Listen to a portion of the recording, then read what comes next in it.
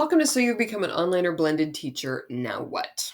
This is episode 7, Organization. Most of the teachers I know are really organized. I am not one of those people who can lay hands on the handout she created 12 years ago and every modified version since. My friend across the hall is, and I would like to be her when I grow up.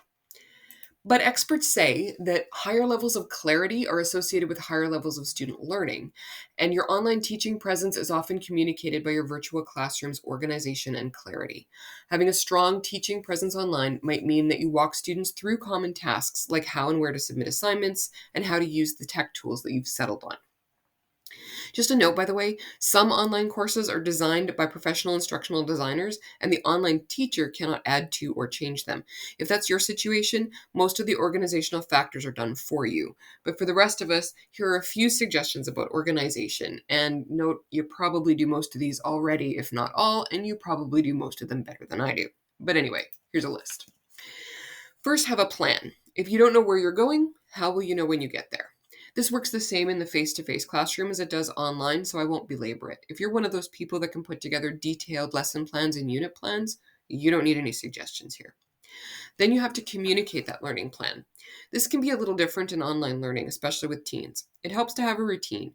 If you're going to hold synchronous classes, schedule them well ahead of time and, if possible, on a recurring schedule. One way to do this is to have a weekly, here's what's going on this week meeting. They can be short, where you can articulate the learning targets and remind students of assignments or assessments that are due that week. Also, it helps to communicate that plan in more than one way because teenagers tell them live, post a video to it in your LMS, and send out maybe a weekly reminder document. Third, pre-post what you can. This is where I love Google Classroom. I can spend an hour on Monday mornings posting everything for the week and scheduling them to pop up on the appropriate day and time. It's set and forget for me. It gets even better if I teach the same course a second or subsequent time because I can reuse the entire course, just resetting dates for posts and assignments and then tweaking things as I go because, of course, we always tweak things. Fourth, make sure students know when and how to get help. That's part of the communication thing. Can students email you to get help? Do you have open office hours in a Google Meet or Zoom on a regular date and time? Are you available by phone? Can they come in to see you? Are there other people, like in the learning assistance room, who are willing and able to help?